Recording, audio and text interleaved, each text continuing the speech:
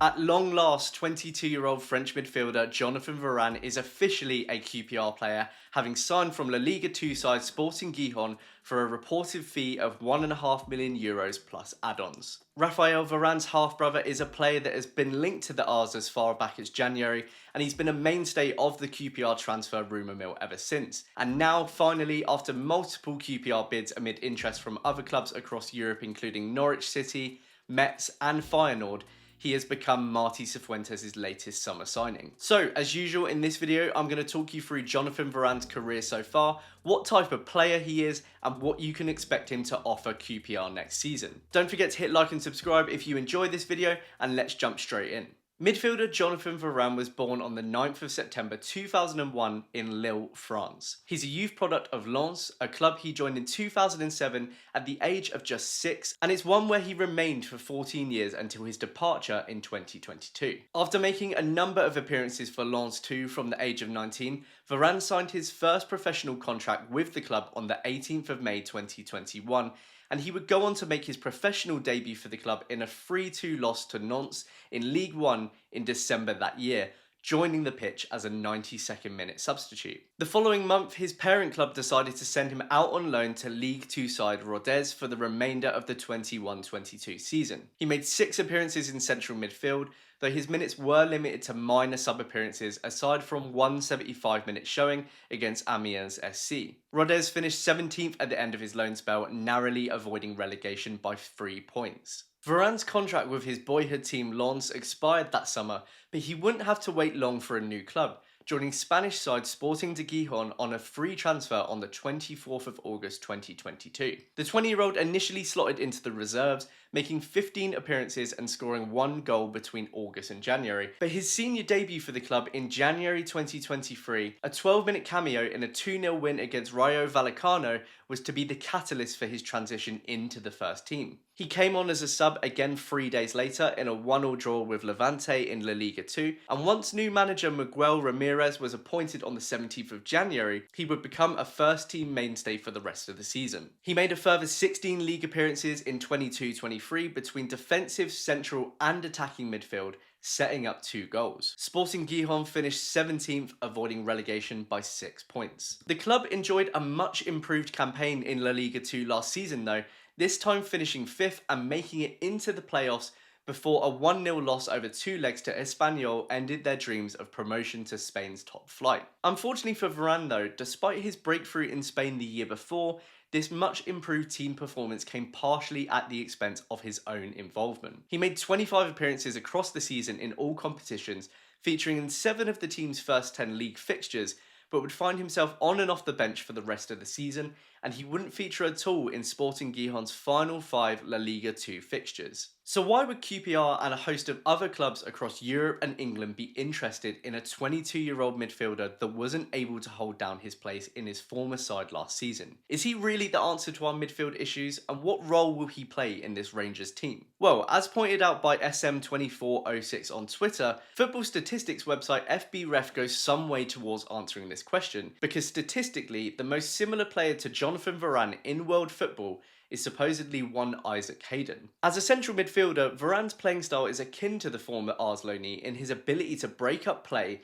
and at 6'3", his use of his own physicality is a focal point of his game. In fact, over the past year he ranks higher for tackles, interceptions, clearances and aerial duels 1 per 90 than not only Hayden, but also every other first team midfielder currently still at QPR. This is a player who likes to win back the ball in front of the defence and in the middle of the park. Now Varane is by no means a creative player, with no goals and just 2 assists across 2 seasons at Sporting Gijón, but his main difference to Hayden is his higher tendency to progress and carry the ball up the pitch, using his frame to hold off opposition players as he does so. This is reflected in his considerably higher percentage of progressive carries and successful take-ons per 90 in comparison to Hayden. Where his game does appear to be lacking in is his pass completion, which came in at below average at 77.8% over the last year. Interestingly, this is the one stat in which he doesn't outrank QPR's other midfielders, with only Sam Field below him, though it does seem to be Varane's long ball attempts, often out to the wings, that pull down his overall average,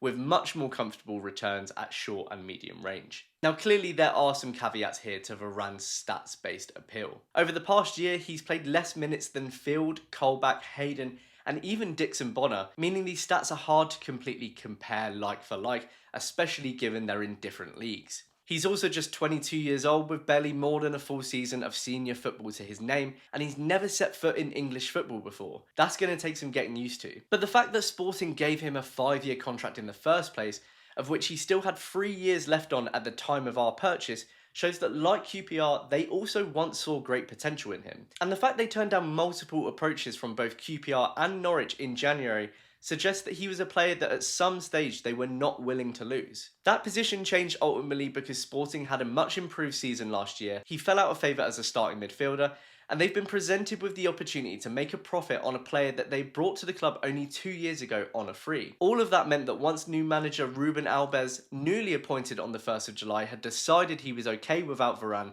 the move to QPR became possible. On top of that, QPR chasing the Frenchman for 7 months and paying a fee of 1.2 million plus add-ons shows that he was a top target for Cifuentes, Nauri and the club. Sporting took a lot of time and multiple bids to part with Varane, but QPR persisted. Clearly his ball-winning ability is of great appeal to the manager, which is understandable given the considerable difference Hayden made to the Rangers midfield in the second half of last season and how lightweight our midfield has looked in pre-season. A player in that mould was always going to be a must next season. And the fact that we've opted to bring in a Hayden-like player rather than Hayden himself is also another indicator of the changed recruitment approach of QPR this summer. Only 3 years ago we paid substantial wages and fees to make Johansson and Austin's loan stays permanent after they impressed in the second half of the previous season, only to be ultimately stung by players that had turned out to be injury prone and past their best at championship level. At 29 years old, Hayden is younger than both of those players, but he does have a history of long-term injuries over the past 3 seasons that we did well to avoid during his loan stint. He would also have little to no resale value in the future, and he would be one of the highest earners in the squad. That's a big risk to take, and it's one we appear to be more cautious of under our new CEO. Now, there is a possibility we simply couldn't afford to make the Hayden move happen even if we had wanted to. He does still have 2 years left on a 50 grand a week contract with Newcastle,